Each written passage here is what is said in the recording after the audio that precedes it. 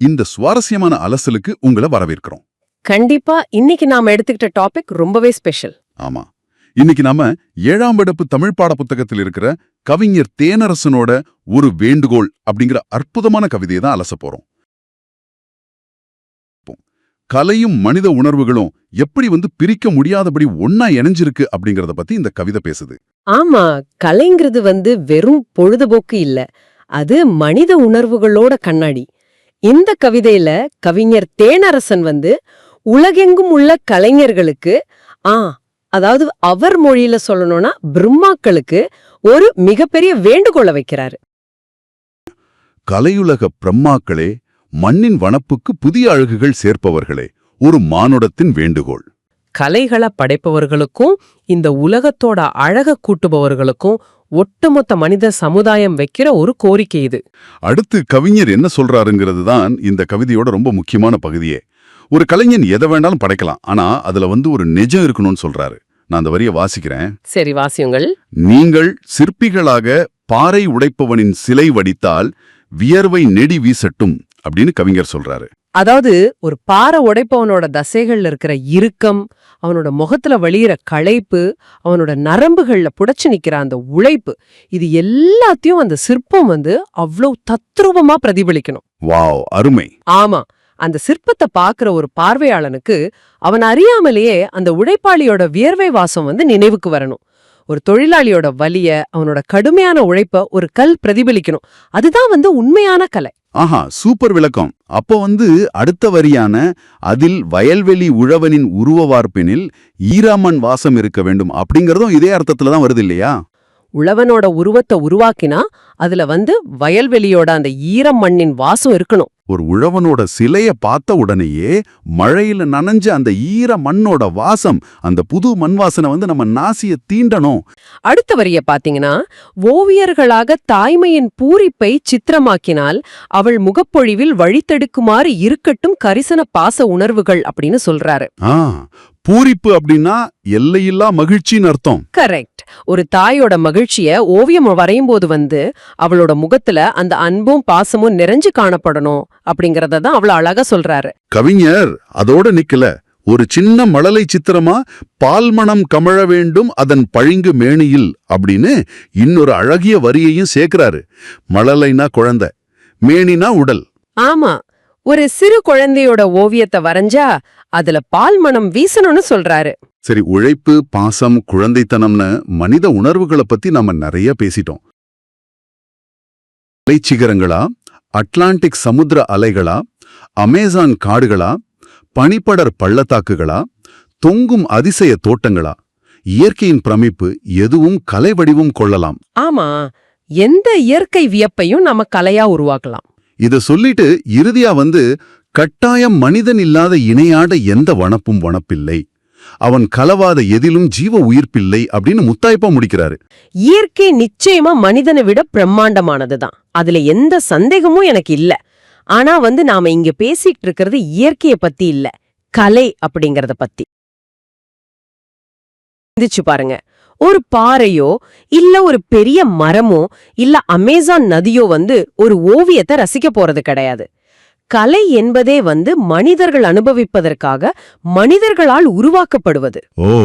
எவ்வளோ பெரிய இயற்கை அழகாக இருந்தாலும் சரி, ஒரு மனிதன் அதை உணர்ந்து அதோட தன்னை பிணைச்சுக்கிட்டு தன்னோட தொடர்பு படுத்திக்கல அப்படின்னா அந்த கலை வெறும் காட்சி பொருளாவே சுருங்கிடும். கரெக்ட். அங்க ஜீவ உயிர்ப்பு இருக்காது.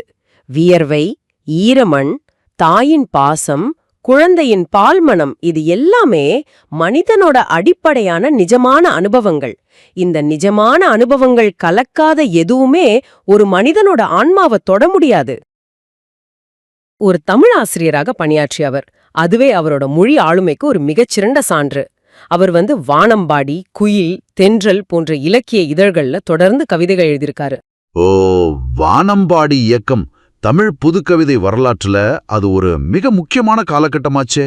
1970களில் மனித உணர்வுகளையும் சாமானிய மக்களோட வாழ்வியலையும் முன்னிறுத்தி எழுதப்பட்ட கவிதைகள் அவை. இவருடைய கவிதை நடை எப்படி இருக்கும்? அவருடைய கவிதைகள்ல சமுதாய சிக்கல்கள் எள்ளல் சுவையோட வெளிப்படும். அதுதான் அவரோட தனி சிறப்பு. எள்ளல் சுவைனா ஆங்கிலத்துல சட்டையர் அப்படின்னு சொல்வாங்களே அதுதான்.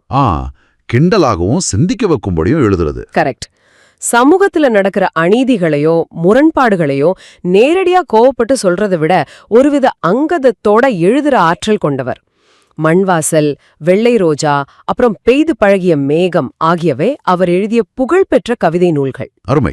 இன்னைக்கு நாம அலசுற ஒரு வேண்டுகோள் அப்படிங்கிற இந்த பாடம் பெய்து பழகிய மேகம் அப்படிங்கிற நூல்ல இருந்து தான் எடுக்கப்பட்டிருக்கு. 40 கேள்விகள் நான் கேட்க போறேன். ஓ, 40 கேள்விகளா? ஆமா. ஆரம்பிக்கலாம். 1. மயிலும் மானும் வனத்திற்கு எதை தருகின்றன? வனப்பு. 2. வனப்பு என்பதன் பொருள் என்ன? அழகு. சூப்பர். 3. மிளகாய் வற்றலின் எது தும்மலை வரவழைக்கும்? நெடி. 4. அப்படியென்றால் நெடி என்பதன் பொருள் என்ன? நாற்றம். 5. அன்னை தான் பெற்ற எதன் சிரிப்பில் மகிழ்ச்சி அடைகிறாள்? மழலையின்.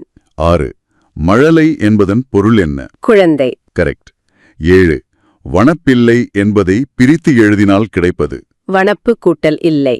8. வார்ப்பு கூட்டல் எனில் என்பதை சேர்த்து எழுதினால் கிடைப்பது? வார்ப்பெனில். அருமை. 9. பிரம்மாக்கள் என்பதன் பொருள் என்ன? படைப்பாளர்கள். 10. பூரிப்பு என்பதன் பொருள்? மகிழ்ச்சி. 11. மேனி என்பதன் பொருள் என்ன? உடல். மிக நன்று. இப்போ ஆசிரியரை பத்தின கேள்விகள். 12. தேனரசன் பணியாற்றிய துறை எது? தமிழாசிரியர். 13. அவர் கவிதைகள் எழுதிய முதல் இதழ் எது? பாடத்தின் குறிப்பு படி. வானம்பாடி. 14. அவர் எழுதிய 2வது இதழ்? குயில். 15. அவர் எழுதிய 3வது இதழ்? தென்றல். 16. தேனரசனின் கவிதைகளில் சமுதாய சிக்கல்கள் எச்சுவையோடு வெளிப்படும்? எள்ளல் சுவை. சூப்பர். 17. அவர் எழுதிய முதல் நூல்? மண்வாசல். 18. அவர் எழுதிய 2வது நூல்? வெள்ளை ரோஜா. 19. அவர் எழுதிய 3வது நூல்? பெய்து பழகிய மேகம். 20. நமக்கு கொடுக்கப்பட்டுள்ள ஒரு வேண்டுகோள் கவிதை இடம்பெற்றுள்ள நூல் எது? பெய்து பழகிய மேகம். பாதி கிடற்ற தாண்டிட்டோம். 21. கவிஞர் யாருக்கு வேண்டுகோள் விடுக்கிறார்? பிரம்மாக்களுக்கு. 22. மண்ணின் வனப்புக்கு புதிய அழகுகள் சேர்ப்பவர்கள் யார்? படைப்பாளர்கள். 23. இந்த வேண்டுகோள் யாருடையது என்று கவிஞர் கூறுகிறார்? மானிடத்தின் வேண்டுகோள். 24. சிற்பிகள் எதை உடைப்பவனின் சிலையை வடிக்கலாம் என்கிறார்? பாறை உடைப்பவனின் சிலை. 25. பாறை உடைப்பவனின் சிற்பத்தில் எது வீச வேண்டும் என கவிஞர் கூறுகிறார்? வியர்வை நெடி. 26. உழவன் எங்கு உழுவதாக கவிஞர் குறிப்பிடுகிறார்? வயல்வெளி. 27. உழவனின் உருவ வார்ப்பில் எதன் வாசம் இருக்க வேண்டும்? ஈரமண் வாசம். 28. தாய்மையின் பூரிப்பை ஓவியர்கள் என்னவாக ஆக்கலாம் என்கிறார்? சித்திரமாக்கலாம். 29. தாய்மையின் ஓவியத்தில் அவள் முகப்பொலிவில் எது இருக்க வேண்டும்? கரிசன பாச உணர்வுகள். 30. சின்ன மழலை சித்திரத்தில் எது கமழ வேண்டும்? பால்மணம். அசத்ரிங்க. கடைசி 10 கேள்விகள். 31. மழலையின் மேனி எதனோடு ஒப்பிடப்படுகிறது? பளிங்கு. 32. கவிஞர் குறிப்பிடும் மலைச்சிகரங்கள் எவை? ஆல்ப்ஸ். 33. கவிஞர் குறிப்பிடும் சமுத்திரம் எது? அட்லாண்டிக். 34. கவிஞர் குறிப்பிடும் காடுகள் எவை? அமேசான். 35. பள்ளத்தாக்குகள் எவ்வாறு இருப்பதாக கவிஞர் கூறுகிறார்? பனிப்படர் பள்ளத்தாக்குகள். 36. தோட்டங்கள் எவ்வாறு இருப்பதாக கூறுகிறார்? தொங்கும் அதிசய தோட்டங்கள். 37. எது கலைவடிவு கொள்ளலாம் என கவிஞர் குறிப்பிடுகிறார்? இயற்கையின் பிரமிப்பு. 38. எந்த கலையானாலும் அதில் கட்டாயம் எது இருக்க வேண்டும்? மானுட அடையாளம். 39. கவிஞரின் கூற்றுப்படி மனிதன் இணையாத எந்த வனப்பும் என்னவாகும்? வனப்பில்லை. 40. மனிதன் கலவாத எதிலும் எது இல்லை என்று பாடலில் முடிகிறது? ஜீவ உயிர்ப்பில்லை. பிரமாதம். மூச்சு விடாம 40 கேள்விகளுக்கும் மிக துல்லியமா பதில் சொல்லிட்டீங்க. ஒரு ஆழமான விவாதத்துக்கு பிறகு இப்படி ஒரு மின்னல் வேக வினாவிடை வந்து எல்லாத்தையும் மனசுல ஆழமா பதிய வைக்குது.